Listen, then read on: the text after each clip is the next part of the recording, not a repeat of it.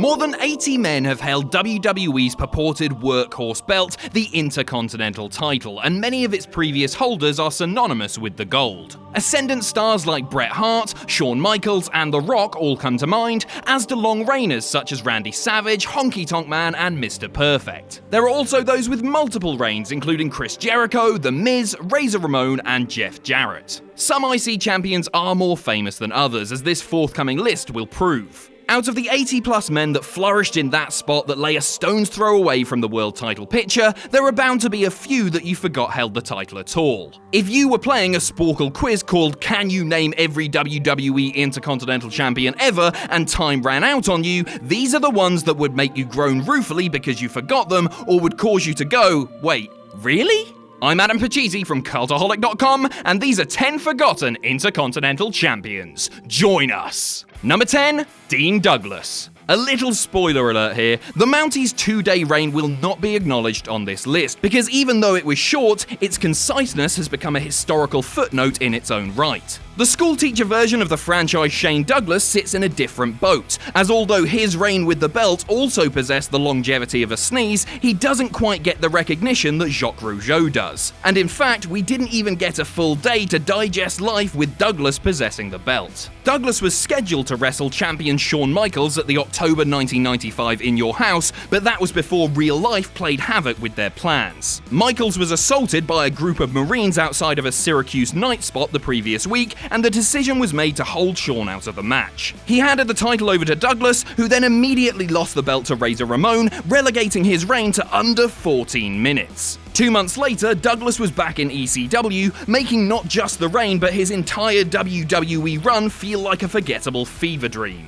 Number 9, Ezekiel Jackson.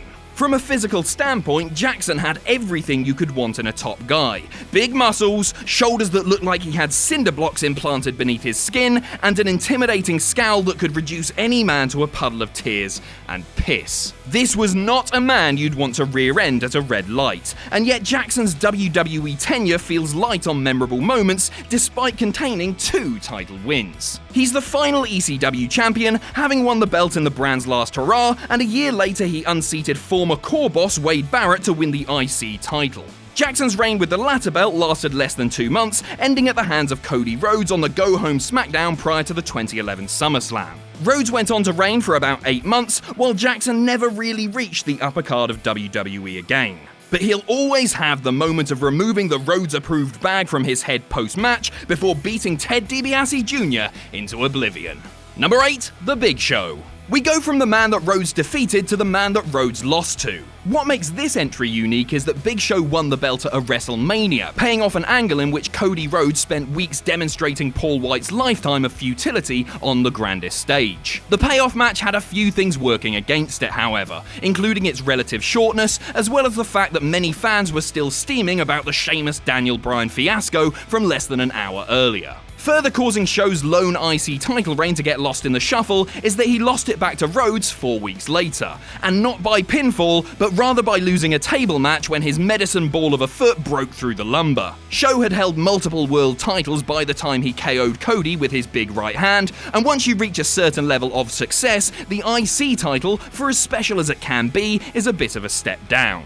Put it all together and it all amounts to a super heavyweight footnote. Number 7, The Godfather. For those who put way too much stock into the legitimacy of the WWE Hall of Fame, weighing one's career resume against another's instead of remembering that it's all just subjective entertainment, then this helps to explain why the world's friendliest pimp was enshrined a few years back. He did reign as Intercontinental Champion.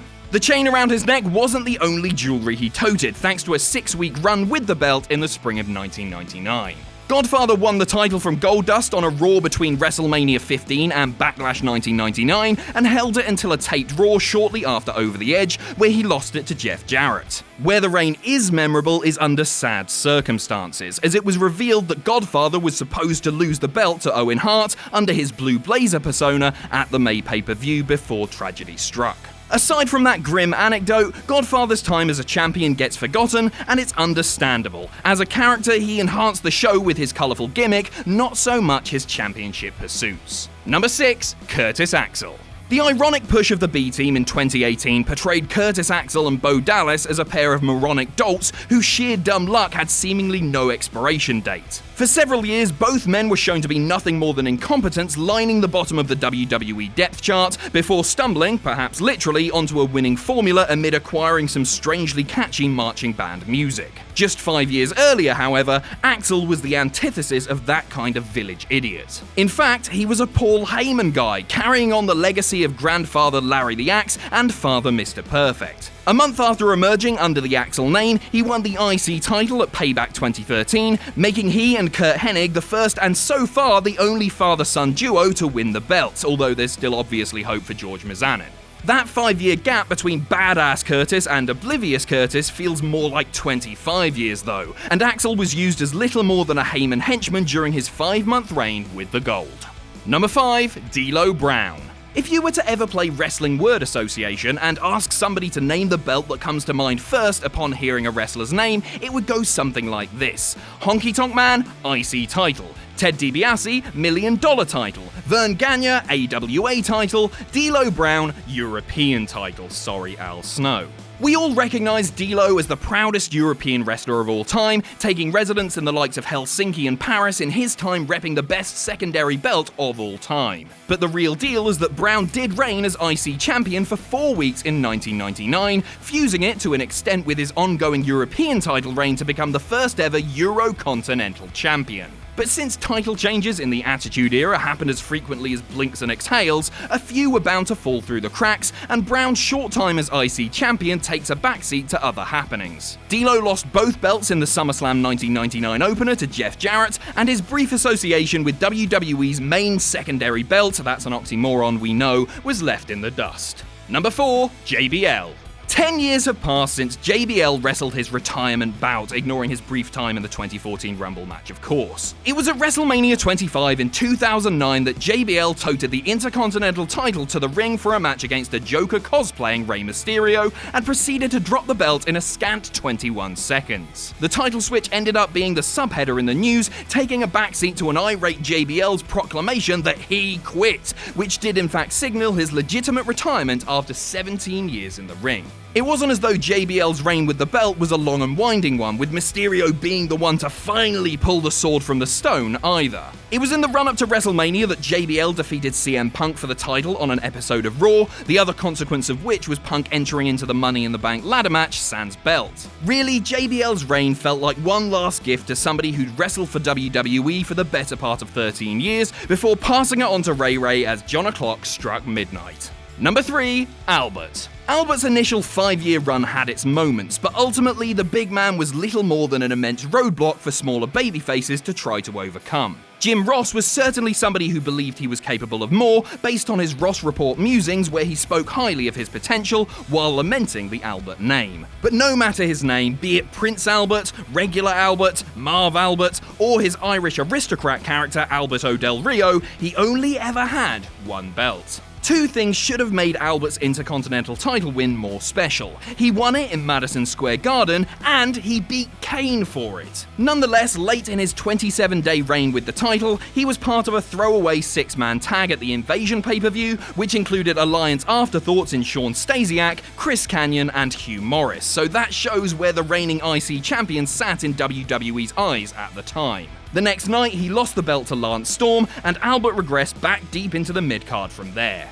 Number 2. Marc Mero. When WWE signed away Johnny B. Bad from WCW in 1996, they were getting a quality talent who had proven his mettle in very good matches against the likes of Steve Austin, Brian Pillman, Diamond Dallas Page, and many others. Wildman Marc Mero had a mostly good year in 1996, as seen in matches with Austin once more, as well as Hunter Hearst Helmsley. Also forgotten is that Mero reigned as IC champion for a month that fall. He won a tournament final for the vacant belt over Ron I'm Not Spartacus Simmons, and a month later he transitioned the gold onto the waist of Helmsley, giving the game his first title in a national promotion. Talented as Mero was, he was often overshadowed by valet and real-life wife Sable, whose presence at ringside in leather catsuits may have taken more than a few eyes off of Mero's highly athletic showcases. The short reign, coupled with Mero suffering a devastating knee injury in 1997, and his time with the company is primarily remembered for the introduction of Sable. Number 1. Ric Flair. The night Flair won the title from Carlito at the Unforgiven 2005 pay-per-view, the world was treated to some pretty cool moments. These include Nate actually hitting a top rope move for once in his life to an ungodly reaction, and celebrating with a horde of female admirers in the back of a limo throughout the night. For as much celebration as Flair put into winning the Workhorse belt, his 5-month reign mostly saw the belt play second fiddle. It was in those 5 months that Flair took part in 2 very heated feuds. One with Triple H that gave us some tremendously gory old-school brawls, and one with Edge that made for a very entertaining generational clash. But the feuds were never really about the belt, just the hatred between the associated parties. And besides, when you're a 16-time, at least, former world champion, what does the IC title really mean to you or anyone? Sure, it enabled Flair to become a WWE Triple Crown winner, but aside from that, it was just one little thing that happened in the impressive career of the Nature Boy. Thanks for watching. Let us know what you think in the comments down below. You can follow us on Twitter at Cultaholic. You can find us on Facebook at facebook.com/Cultaholic. If you enjoy what we do here at Cultaholic, you can pledge to us on Patreon. That's patreon.com/Cultaholic. And most importantly, don't forget to hit subscribe and join us.